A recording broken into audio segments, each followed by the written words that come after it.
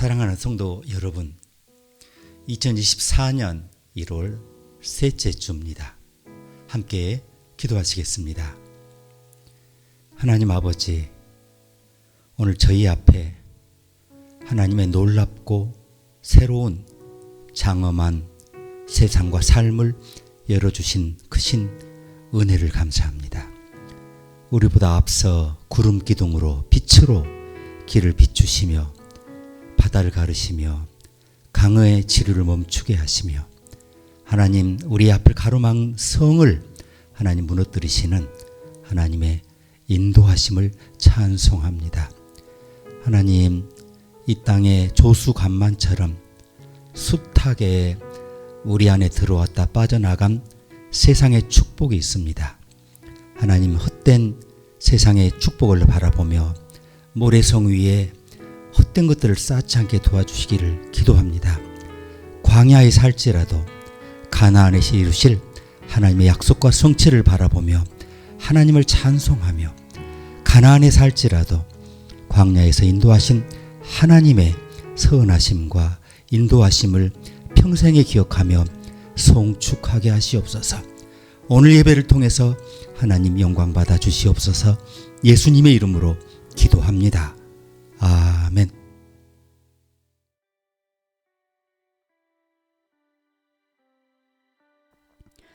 주 여호와의 신이 내게 임하셨으니 이는 여호와께서 내게 기름을 부으사 가난한 자에게 아름다운 소식을 전하게 하려 하심이라. 나를 보내사 마음이 상한 자를 고치며 포로된 자에게 자유를, 갇힌 자에게 노임을 전파하며 여호와의 은혜의 해와 우리 하나님의 신원의 날을 전파하여 모든 슬픈 자를 위로하되 무릇 시온에서 슬퍼하는 자에게 화관을 주어 그 죄를 대신하며 희락의 기름으로 그 슬픔을 대신하며 찬송의 옷으로 그 근심을 대신하시고 그들로 의의 나무 곧 여호와의 심으신 바 그 영광을 나타낼 자라 일컬음을 얻게 하려 하심이니라. 그들은 오래 황폐하였던 곳을 다시 쌓을 것이며 예로부터 무너진 곳을 다시 일으킬 것이며 황폐한 성읍 곧 대대로 무너져 있던 것들을 중수할 것이며 대저 나 여호와는 공의를 사랑하며 불의의 강탈을 미워하여 성실히 그들에게 갚아주고 그들과 영영한 언약을 세울 것이라. 그 자손을 열방 중에 그 후손을 만민 중에 알리리니 무릇 이를 보는 자가 그들은 여호와께 복받은 자손이라 인정하리라. 내가 여호와로 인하여 크게 기뻐하며 내 영혼이 나의 하나님으로 인하여 즐거워하리니 이는 그가 구원의 옷으로 내게 입히시며 의의 겉옷으로 내게 더하심이 신랑이 사모를 쓰며 신부가 자기 보물로 단장함 같게 하셨음이라. 땅이 싹을 내며 동산이 거기 뿌린 것을 움돋게 함같이 주 여호와께서 의와 찬송을 열방 앞에 발생하게 하시리라.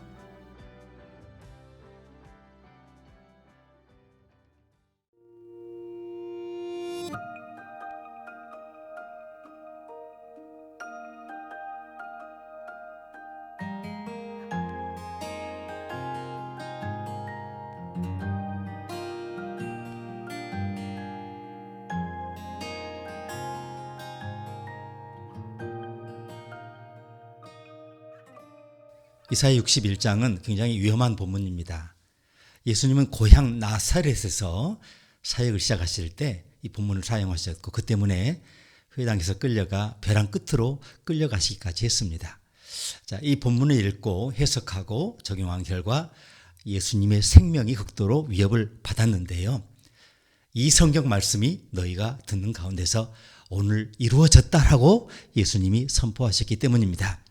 자, 그렇지만 우리는 너무 본문에 앞서 나가면 안 되겠습니다. 이사야 61장의 원래 문맥으로 들어가서 예수님께서 이 본문을 왜 어떻게 사용하셨는지를 한번 살펴보도록 하겠습니다. 자, 그것은 이사야의 기름 부음 받은 사역 이야기인데요. 본문은 기원전 587년부터 약 577년까지 언젠지 아시죠? 유대 민족이 바벨론의 포로로 잡혀있던 상황에서 쓰여졌습니다. 본문 1절에 언급된 고통받는 포로들의 해방과 그리고 자유는 유대인들이 이제 바벨론에서 풀려나 70년간의 포로 생활을 거치고 고향 예루살렘으로 돌아온 상황을 이야기합니다. 자, 이 본문은 하나님의 기름 부음 받은 선지자가 자, 이제 상한 마음을 싸매고 고통받는 자들을 위로하는 치유 사역을 전개하는 모습을 그린 것입니다. 회복의 말씀이죠. 그래서 하나님의 기름 부음 받은 종은 백성들을 불러서 치유해요. 여호와의 은총을 받으라고 사람들에게 선포하는 그런 사역으로 부르심을 받습니다. 기름 부음을 받는다는 것은 하나님의 부르심과 선택을 받는다는 뜻입니다. 자, 주님의 은총의 해를 선포하는데 두 가지 의미가 있어요. 우선 죄에 대한 형벌의 시간이 지났다는 겁니다. 백성들이 회개를 통해 불순종함으로 벌을 내리셨던 하나님께서 다시 이 백성의 은총을 베풀기로 결정하셨다는 것을 언급하고 있습니다. 두 번째 의미는 레위기 25장에 있는데요. 두 번째 의미는 그 은혜가 바로 희년이라는 겁니다. 이제 너희는 50년째 되는 해를 봉헌하고 그 땅의 모든 주민에게 해방을 선포해야 한다. 그것은 너희에게 희년이 될 것이며 너희 각자는 자신의 재산으로 돌아가야 하며 너희 각자는 자신의 가족에게 돌아가야 한다. 이제 영어 성경에서 옮긴 건데요. 너희는 50년째 되는 해를 희년으로 삼아 씨를 뿌리지도 말고 후작을 거두지도 말고 다듬지 않은 포도나무 위에서 수확하지도 말아라. 이것은 우리 성경 해석입니다. 그 해는 희년이니 너희에게 거룩할 것이다.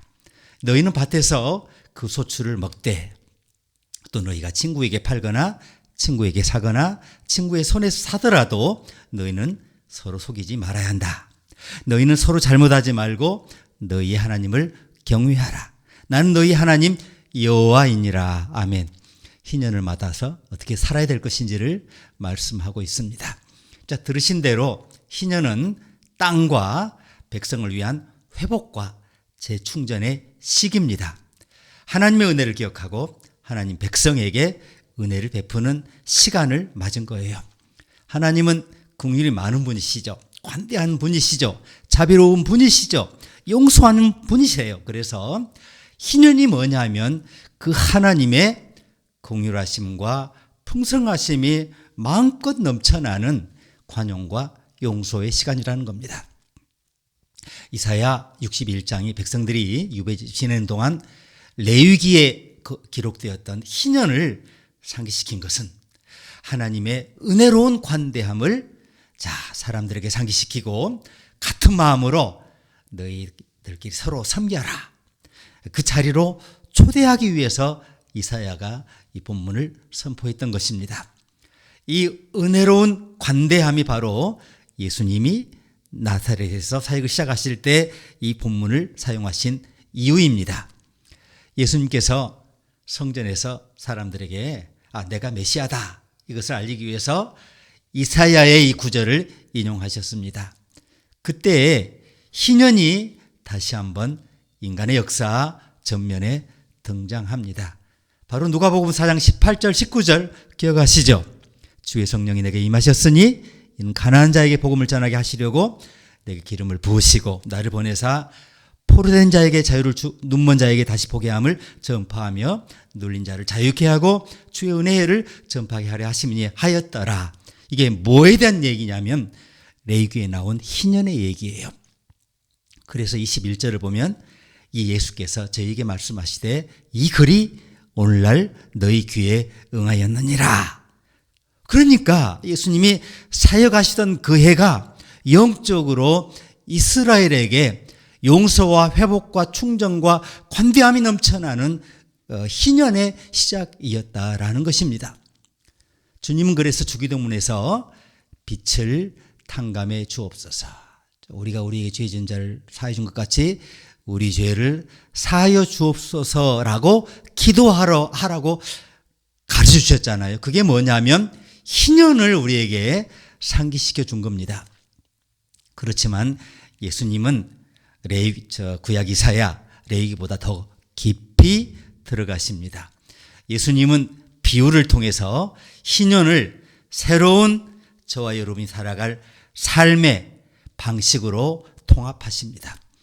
예수님은 내가 가진 재산과 부를 재분배하고 빚을 탕감하기 위해 50년을 기다려라, 이렇게 얘기하신 게 아니에요.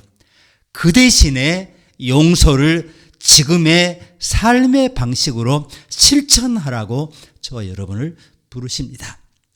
지금 바로 얼마든지 희년의 삶을 시작할 수 있다는 겁니다.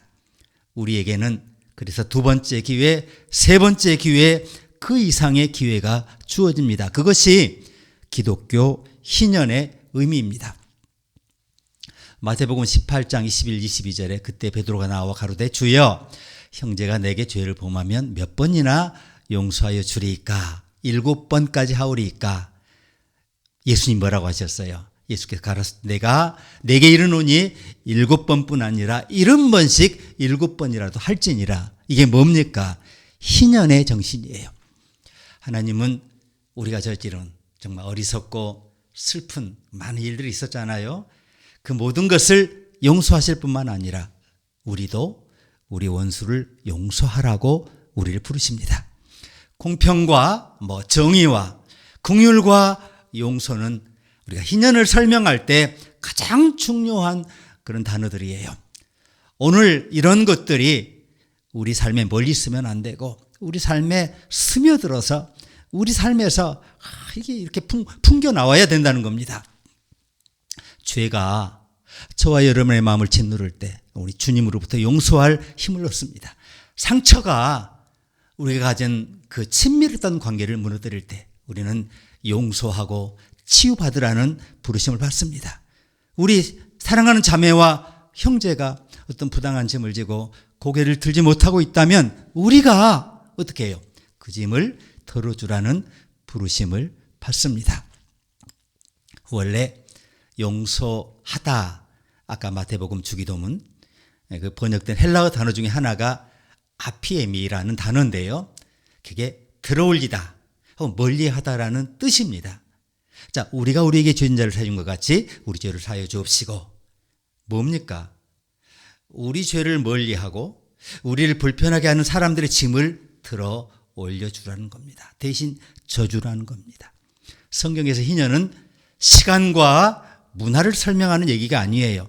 희년을 얘기하실 때 가장 주된 것은 성령의 활동이에요. 공동체 안에 저와 여러분의 삶 속에 역사하시는 성령의 구원의 활동을 나타냅니다. 하나님의 영의 살아있는 움직임입니다. 이 말씀을 들어보세요. 주의 성령이 내게 임하셨으니 이는 주께서 내게 기름을 부으시고 나를 보내사 눌린 자에게 기쁜 소식을 전하며 마음이 상한 자를 싸매고 포로된 자에게 자유를, 갇힌 자에게 노임을 전파하고 주님의 은혜를 선포하게 하셨습니다. 아멘. 그래서 희년은 사역을 의미합니다. 자, 예수님의 세례, 그 뒤에 이어지는 예수님의 취임 설교는 바로 우리가 배워야 할 사역의 모델입니다. 관중석에서, 그 예배석에서 박수치는 것만으로 충분하지 않습니다. 하나님은 우리에게 기름을 부으시고, 자, 예배 좌석을 떠나 진정한 사역의 현장으로 들어가도록 우리를 부르십니다. 여러분과 저에게 희년이 왔나요? 그 시간적으로 꼭 50년을 의미하지 않습니다. 어떤 분은 시간적 희년을 맞았습니다. 결혼 50주년을 맞으셨다든가, 믿음 50주년을 맞으셨다든가, 특별한 회심 50주년을 맞으셨다든가 여러 가지 의미가 있을 수 있습니다. 그러나 우리가 예수님께서 가시는 희년은 꼭 시간에 얽매이지를 않아요. 저와 여러분에게 지금 희년이 왔나요? 자, 그것은 우리가 사역을 위해 기름 부음을 받았다, 지금 느끼고 있느냐, 여기에 달려 있습니다. 자, 그 사역이 뭡니까? 자, 긍휼 사역을 의미해요. 그 사람들을 관대하게 섬기는, 용서하고 관대하게 섬기는 그런 사역을 의미합니다. 우리도 마찬가지로 더러운 누더기 옷이 아니라 죄의 옷을 입고 영적으로 굶주리고 병들어 죽어가는 모습으로 예수님께 나옵니다. 우리는 그리스도로부터 엄청난 환영을 받고 그분의 사랑과 용서로 목욕을 하고 그분의 은혜로 옷을 입고 죄가 없는 것처럼 그분의 자녀가 되었을 뿐만 아니라 심지어 하늘의 상속자까지 되었습니다. 하나님 우리를 그리스도 안에서 의롭다고 보시죠. 이것이 우리의 새로운 지위자 특권인데요. 하지만 이것으로 충분하지 않습니다. 위대한 의사이신 그리스도께서 우리가 아프다는 것을 아시기 때문에 우리에게 자신의 영을 부으셔서 우리에게 자유와 강건함, 새 방향과 새 생명을 주십니다. 희년은 조금 전에 말씀드렸죠. 관대함을 의미합니다. 하나님 우리가 그냥 어떤 사람 보고 모른 척 지나간 것이 아니라 선한 사마리아 사람처럼 아낌없이 베풀기를 원하십니다.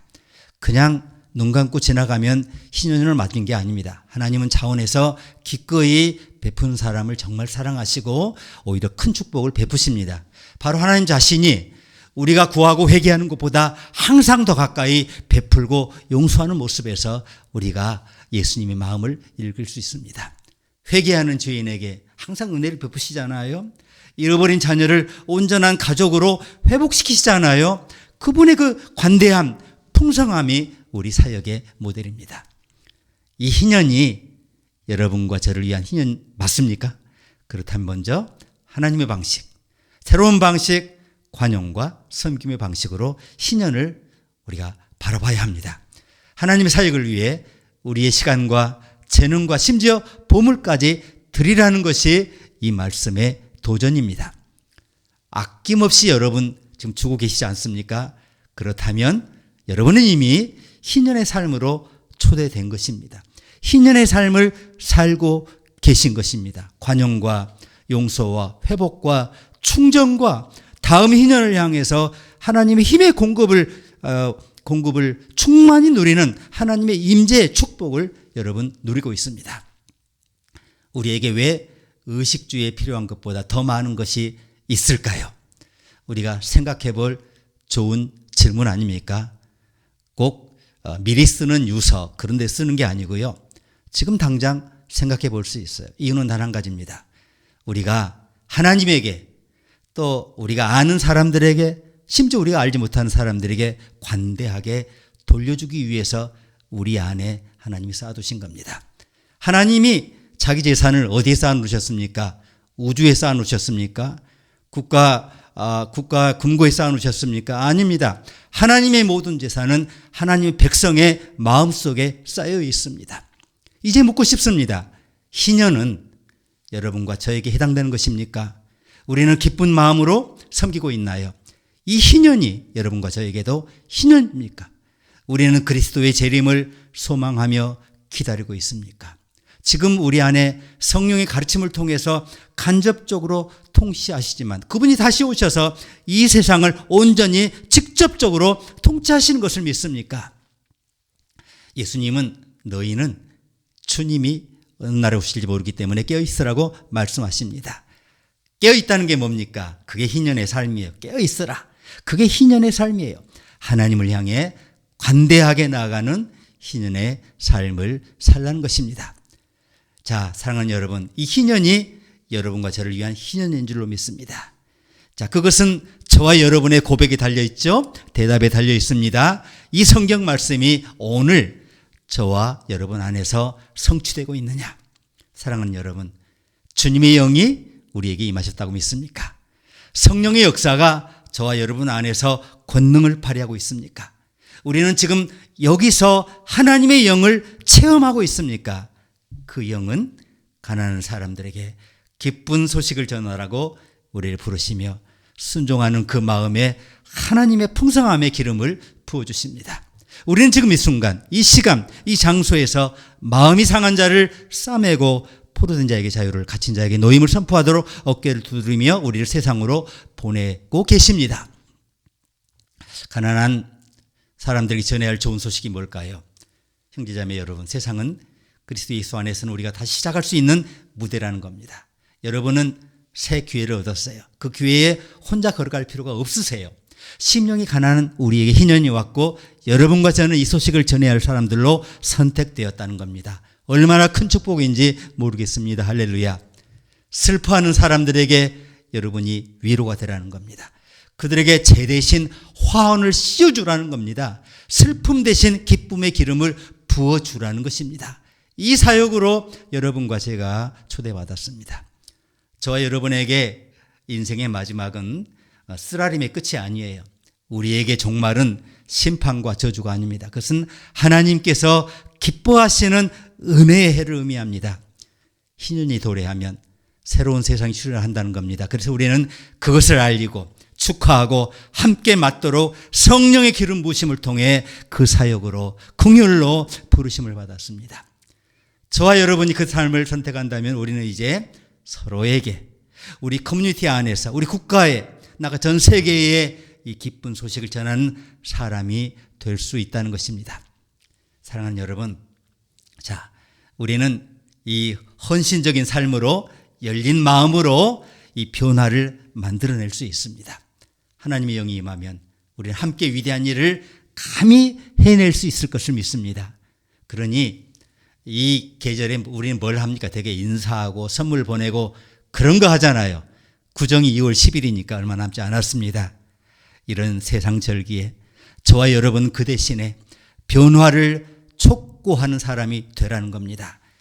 스트레스와 과대 광고로 가득 찬 이 시기에 우리 하나님 우리 마음 가운데 오셨다는 이 기쁨의 기름 부으심을 우리가 간증하고 다른 사람에게 기쁨을 붓는 사람이 되라는 겁니다. 차갑게 이웃과 세상을 바라보는 사람이 되지 말고 그런 삶에서 벗어나 새로운 비전, 새로운 희망, 새로운 사랑, 새로운 구세주를 선포하는 삶으로 저와 여러분이 초대를 받았습니다. 이 희년의 삶의 적용을 통해서 더 풍성한 한 해를 누리시기를 주의 이름으로 축복합니다. 함께 기도하시겠습니다. 하나님, 갈수록 허무한 세상, 무익한 세상, 의미 없는 세상 가운데 하나님의 영으로 우리 안에 기름 부으셔서 우리가 신년의 삶으로 초대받았음을 알게 하시고 그것을 선택하고 그 삶에 순종하고 결정함으로 하나님의 역사가 우리의 심령에서 먼저 나타나고 그 기쁨이 그 하나님의 풍성함이 우리를 통해서 이웃에게 우리를 모르는 낯선 사람들에게 흘러넘치도록 하신 것을 감사합니다. 이 부르심의 삶에 계속해 순응하게 하시고 중지하지 않게 하시고 완성하게 하시고 우리를 부르시고 앞서 기다리시는 하나님의 그 마지막 종말의 때를 바라보면서 그 영원한 소망을 향해 우리 안에 이미 그 통치를 시작하시고 영생의 관계를 허락하신 예수님을 향해서 그리스도의 죽음을 향해서 그 부활하심을 향해서 달려갈 수 있도록 우리의 삶을 축복하여 주시옵소서. 예수님의 이름으로 기도합니다. 아멘.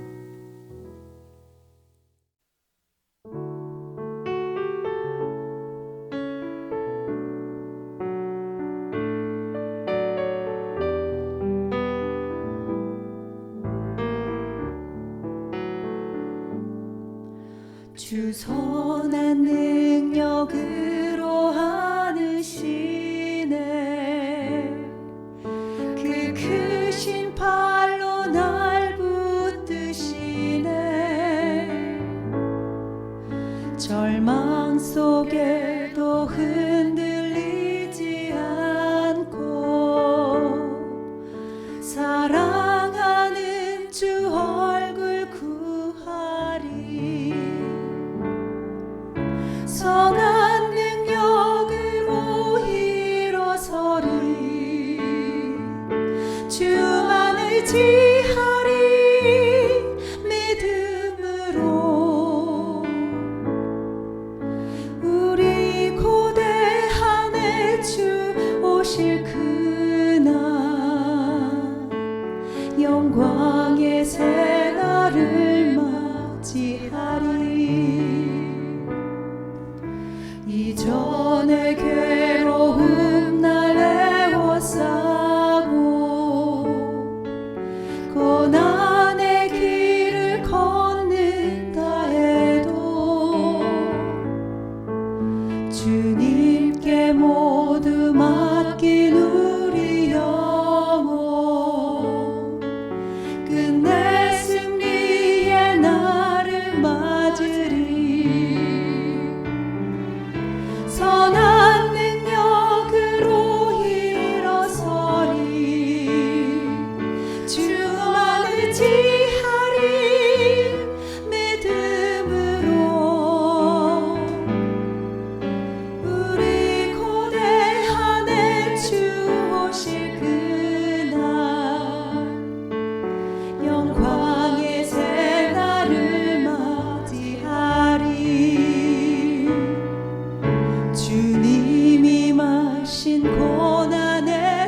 자는 우리도 감사하며 받으리. 주님의 남은 고난 채워가며 예수와 복음 위해 살리라. 선한 능력으로 일어서리. 주 안을 지하리. 믿음으로 우리 고뇌하네 주 오실 그날 승리의 새날을 맞이하리. 예수와 복음 위해 살리라. 예수와 복음 위해 살리라.